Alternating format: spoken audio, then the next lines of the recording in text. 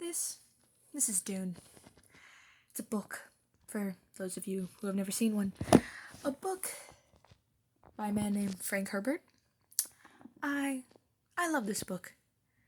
Seriously, love it. It's full of rich world building, fantastic characterization, beautiful dialogue. This book is a masterpiece. I love it deeply. Seriously, deeply. But you know what keeps me up at night? What has started to keep me up at night? Whatever that thing is that's currently passing itself off as a Dune movie.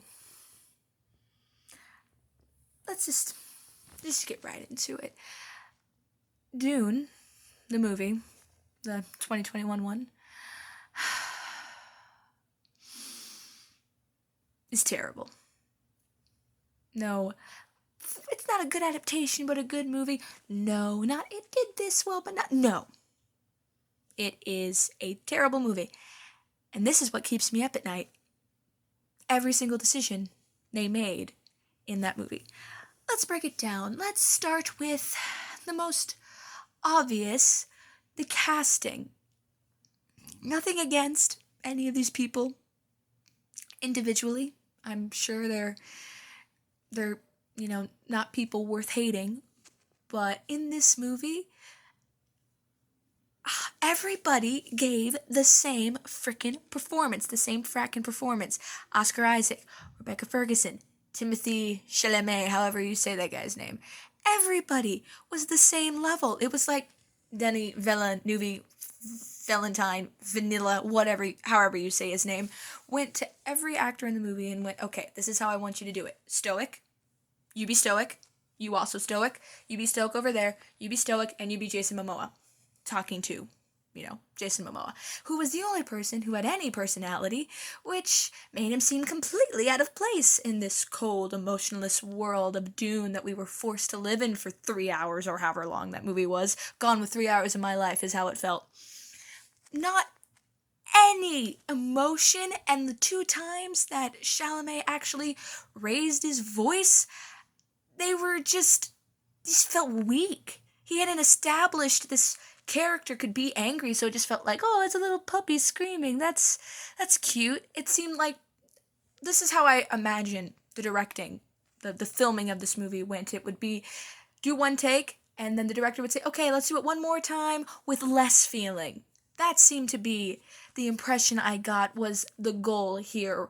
He didn't want anybody talking above, like, whisper. Because that's what it was. 98% of this movie, the dialogue was whispered. That's another thing. Dune the first half of Dune is basically just inner monologue and conversations. Lots and lots and lots of conversations. Brilliant conversations. Deep character establishing, situation establishing, wonderful conversations that you just love. You don't care that nothing else is going on. You don't care that you haven't seen an action scene yet. You're just like, yes, please, talk more about spice. I just want to listen to you talk about this. Just keep going. Just keep going. You're engrossed. This movie got rid of 80%. That might even be generous. 97% of the dialogue in the book. It would go long stretches with nobody talking. And when they did talk, they were monotone. Monotone. I have an emotion now. Bum, bum, bum, bum. Everybody was like this, even characters who are not like this in the book. For instance, Duke Leto, my personal literary crush, love that man, is supposed to have the perfect balance of authoritative, a man you want to follow, and loving and likable. He's supposed to be fun. He's definitely you don't want to mess with this guy, even though, of course, he unfortunately is messed with in R.I.P., whatever. But he is also someone you love. He's charming. He's a wonderful father. Someone Paul never, ever questions, which is something I'll get to as I go on. And he's charming. And you're like, yes, please, more of this guy. In the movie, you're like, Oscar Isaac, did you read the book? Did anybody read the book? a single person involved in this movie. If they had just read the book, maybe they would have known what they were doing. Paul's characterization now. He is supposed to be this scrawny, young-looking, pale kid. So they got that right. But he's also supposed to seem very mature. It's supposed to be like you look like a small infant, but you're so mature. You give off this older vibe. For some reason, you seem so advanced in years despite, being 12 looking. He just seems like an emo complaining kid who questions his father. That's not interesting. That's what we see all the time. Emo complaining kids questioning their father. This is supposed to be different. This is supposed to be a well-rounded, sweet, smart kid who loves his father. And he loves his dad, but not in the same way. They have like 2 scenes together in the movie. In the book, they have all these conversations, all these establishing long conversations where you learn to love this relationship, and that was not present in the movie. You felt nothing when, spoiler alert, when Duke Leto died. You felt absolutely nothing. This book is very old, so if you don't know that yet, it's on you. It's just, here's how the movie felt. It felt like Denis Villeneuve knew all the important characters, all the important moments, everything he needed to have in the movie, and he put them in whatever order he wanted, regardless if it had been earned. Let's kill off this character. Oh, cool. Was he important? Did I care about him? I don't really remember, because this just happened with no setup. Important scenes were left out that established these characters. The traitor, Yue, is supposed to be established. It's supposed to be like nobody would ever assume he was the traitor, because everybody's like, no, Yue would never do that. In this movie, he had 1, 2, 3 scenes, and then boom, he's betrayed them. I don't care about you. You haven't established to me that your wife is being held hostage. He doesn't even know if she's alive in the book, and he's still doing all of this. Of course, his end goal is to kill the Baron, but do I know that until 2 seconds before he does it? Do I know that? Do I care? No, I do not. Because he took no time building the story. This movie was both incredibly long and incredibly rushed. It was like long nature shots, and let's skip a whole chapter of the story. People don't need this conversation that establishes why Duke Leto never married Jessica. Let's just have a throwaway line of him going, oh, I should have married you. What the heck? And no offense, I love Rebecca Ferguson, but her acting style in this movie was whispering really fast. That was her range. It was, I'm going to whisper now. This is why I whisper. I'm whispering now. Fear's the mind killer. That was her style of acting in this movie. It was whispering and shaking and crying. That was what she did. She's a good actress, I thought previously. Not so sure anymore. I'm gonna be honest with you. I doubt all of these people's talents now, because they were all so boring. Zendaya, why have the movie open with Zendaya doing the opening speech or whatever that's not in the book? That's not how it opens. It opens with the princess doing that, and that would be much more interesting because it would be a character that we don't see in the movie, so we'd be like, ooh, who is this? What is this disembodied voice? What is she saying? But now it's just about colonization, people being conquered. That's all. It's supposed to be about so much more than that. The Fremen are warriors. They understand conquering. And also the Harkonnens, it's not in the book that they were ravishing their lands. That's not a thing. What is this? What is going on here? The why with this? I mean, Thuther, to just be completely all over the place, what was up with that casting?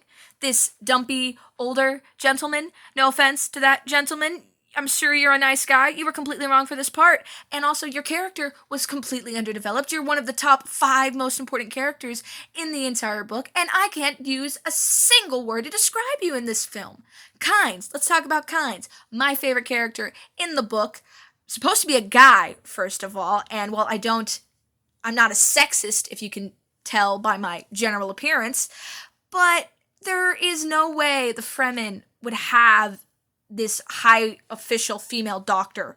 Okay, they are very traditional, very sexist. Kynes would not be a woman. Also, he does not show up that early in the film. What the heck? They cut up the whole long dinner scene where he meets Jessica, where he meets Paul. That's a great scene. It's like the one moment of levity that we have at that point in the book, and it's a great scene. It's so establishing Paul's sense of maturity that everyone just can kind of feel. Everyone can feel that Paul is this different kid. In this, he felt like every other kid. There was no moment you felt when he made his transition from little boy to man, because that is the true story of Dune. Dune is a deceptively simple story told in a complex, grand way. The movie was portraying itself as complex when really it was just too confusing in the way it was done to be understood, and it was masquerading as being told on a grand scale when really it was told on a medium scale in a really boring way. Dune is the story of a boy becoming a man. Simple as that. There are other complexities, there are politics, there are issues, there are other things that happen, but at its core, it never lost that through line that kept you interested. Paul becoming a man. There's no moment. The moment is supposed to be when he puts on the ring. It's been building to that moment, in the Thumpter, when he has to save his mother, when that moment comes over him where he's like, I have to be the man now, and Jessica can sense the change. When he puts on that ring, it's supposed to be like, my father's gone. I must be the Duke now. I must be a man now. I don't get that sense. Chalamet still seems like a whiny little girl to me after that. He never seems like he reaches that pinnacle moment where it's like, I am a man now. I know he does the fight with Jamis later, but even in that moment, it still felt like same freaking kid. He just killed somebody now. It doesn't seem like he made this transition to a man. That arc is just lost, and it's so crucial to the story, and it's just not there. Nothing is there. This movie just is. There's no substance. Even the long epic shots of sand and buildings, it's boring to look at. Is it grand? Is it technically impressive? Yes. Do I care? No. Even Duncan Idaho, who we all know, those of us who read the book, I don't know how many of you did. Once again, I'm not sure of everyone's literacy, but he definitely was done dirty in the book. He gets like 2-3 scenes, he gets talked about a lot, and then boom, he's gone. You're like, no, he could die off screen. He's got to come back, right? No, he's gone. Just gone. They gave him a death scene in this. That was the closest I came to caring. Not because I gave a flying frack about Jason Momoa's portrayal of Duncan Idaho, but because I felt jibbed in the book. So I try to sit there and go, let's pretend I'm reading this, and that I actually care about this character. Because if I didn't care about him from that book, that scene would have been meaningless. Meaningless. Like everything in this movie. Everything in this movie was meaningless. Why did we have all of that opening scene on Kaladin with Paul using the voice on his mother, which he would have never done? That's not something that would have happened. Just open with the freaking box scene. That's a great opener. It's tense. It's just throws you into the world with no explanation. You're just like, here. Okay, this is the world. I'm here now. You're just thrown in. No context, no nothing. You just meet these characters and you have to catch up with them. It's fantastic. It's brilliant. It's gripping. This, it was just like reaching for me, and it had like the arms of a Tyrannosaurus Rex and couldn't ever quite reach. It was reaching and never quite made it. That's how this movie felt. Like it was reaching for me, but its arms were too close to the rest of its body. Just couldn't make it. And I'm disappointed. And I didn't even have that high of expectations. It was like I had low expectations, but you disappointed those low expectations. How is that possible?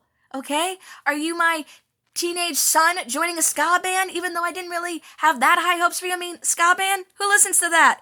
This was the ska band of movies. It was just not Dune. Timothée Chalamet, I know I have nothing against you personally, but you were not Paul. You should have read this book, if you can read, and gone, yeah, I'm not this guy. I am not this guy. Get somebody else. Get anybody else. Get Kyle MacLachlan again. Just anybody else. But no, we're stuck with this. We live in a world where this is the newest Dune movie. It's a terrible world to live in. I mean, the world itself, never fantastic, but this has just made it worse. I do not understand the people who like this movie. I guess they've never read the book, but even if you've never read the book, my mom has never read the book, and she was bored out of her gourd while watching this film. We were all bored. I have never been made angry like this by a movie before, and been bored. It didn't even anger me enough to get me unbored. I managed to be angry while still being bored. You know? The anger didn't even, I mean, I guess I'm angry right now, but if I watched it again, I'd just be bored. The anger would be gone. I'd just be like, wow, I'm bored. That's this movie's biggest crime. It was boring. Say what you will about the Percy Jackson adaptation. It's bad, but at least it's not boring. At least things happen in it. Say what you will about Twilight. At least it's not boring. Say what you will about Hunger Games. Not boring. Don't bore me. Don't take an excellent book like this and bore me. Don't take something I love and besmirch it. Also, Baron, what was going on there? I barely know who he was. How am I supposed to be invested in him as the villain? I'm invested in nobody. Nobody was established enough for me to care enough to see another movie with these people playing these characters. Everybody was dull as dirt. Nothing had a through line, nothing made sense, nothing was compelling. It was just things happening. I never even quite felt like I was watching a movie. It felt like I was watching a really long trailer because I never got invested. It was never a world I wanted to be in. It was just kind of a thing that was happening while I was developing opinions for this video. It was not something worth my time, and it was not something worth those people's time. You know, they put effort into this movie and it wasn't worth it. If they were going to put all this effort in, they should have gotten a good movie out of it. And they did not. It was not good. All right? And all I have to say is if you made a good Dune movie, Denis Villeneuve, I might be able to sleep at night. Think on that.